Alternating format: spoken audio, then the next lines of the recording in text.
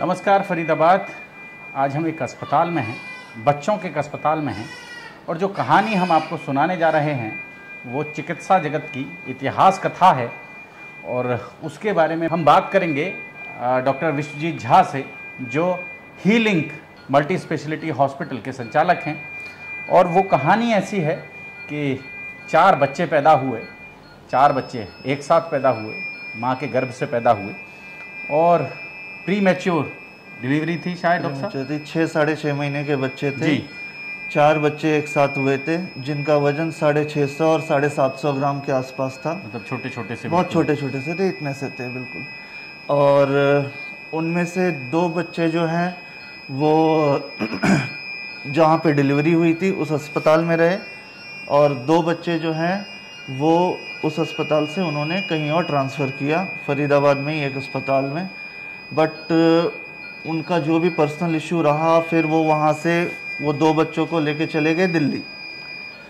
फिर दिल्ली में भी वहाँ पे जो भी अस्पताल में वो घूमे, एम्बुलेंस में वेंटिलेटर पे ही थे वो, तो वेंटिलेटर वाली एम्बुलेंस से वो हर जगह घूम रहे थे। 600 ग्राम के बच्चे? हाँ, 600 साढ़े 600 ग्राम के बच्चे थे।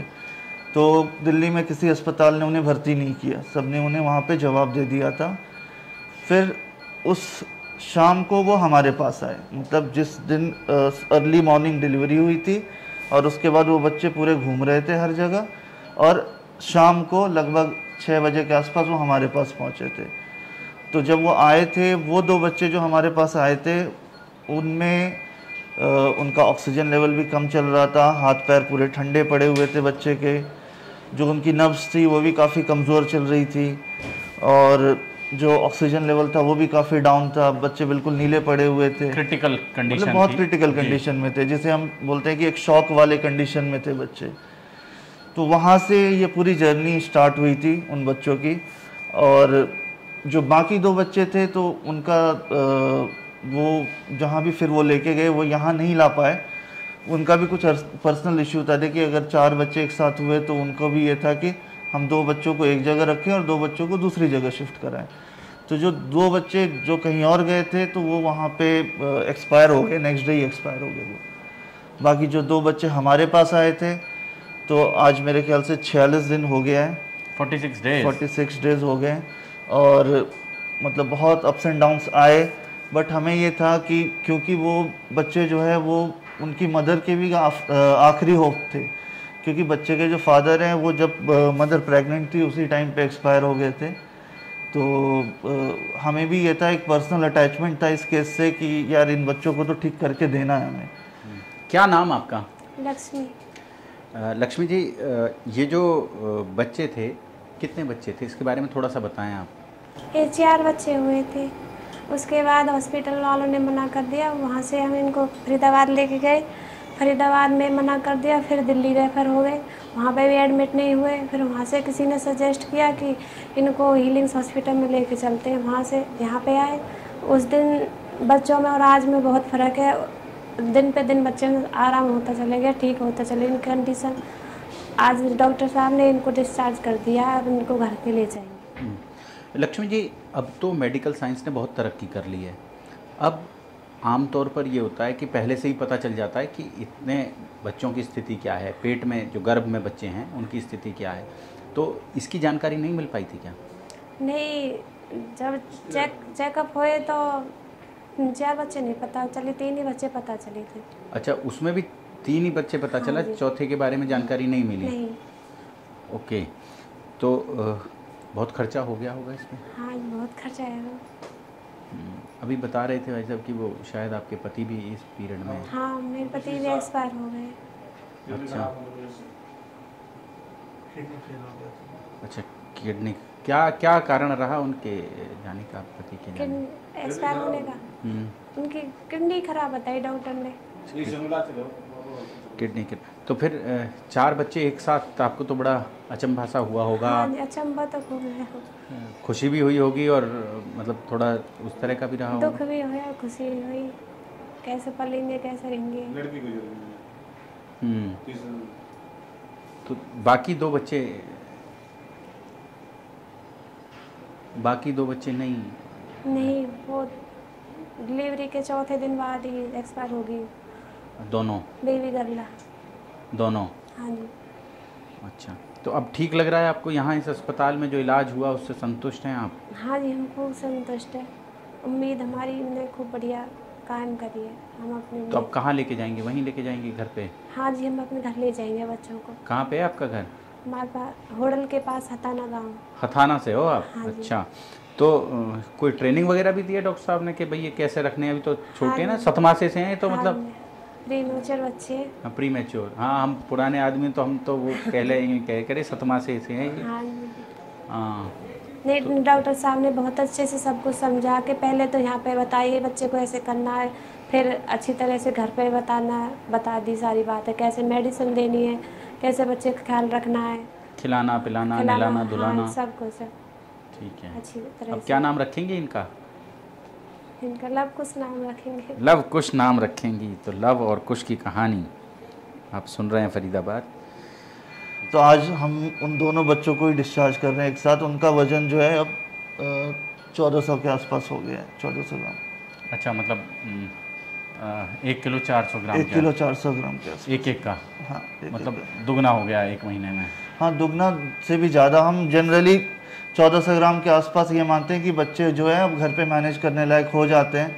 हमने माँ को भी ट्रेनिंग प्रोवाइड कराई हफ्ते 10 दिन यहाँ पे रख के कि छोटे बच्चों को कैसे संभालना है। अब वो भी कॉन्फिडेंट हो चुकी हैं, तो अब हम उनको डिस्चार्ज कर रहे हैं। उनको डिस्चार्ज कर रहे हैं। और यही बताने के लिए फरीदाबाद आज हम यहाँ पहुँचे हैं हीलिंग मल्टी स्पेशलिटी हॉस्पिटल में, और डॉक्टर विश्वजीत झा हमारे साथ हैं। डॉक्टर साहब, आम तौर पर इशू ये रहता है कि इस शहर में जो स्वास्थ्य सेवाएं हैं वो या तो ख़राब हैं ही नहीं, मतलब आदमी बीके हॉस्पिटल नहीं जाना चाहता, सरकारी सुविधाओं के साथ नहीं जाना चाहता, या इतने महंगे अस्पताल हैं कि आदमी सोच लेता है कि घर में मर जाऊंगा पर कर्ज के बोझ तले नहीं दब कर रहना चाहता। तो ऐसे में ये जो आपका हॉस्पिटल है ये कैसे? सर, जो हमने रेट रखा है वो मतलब ऐसा है कि एक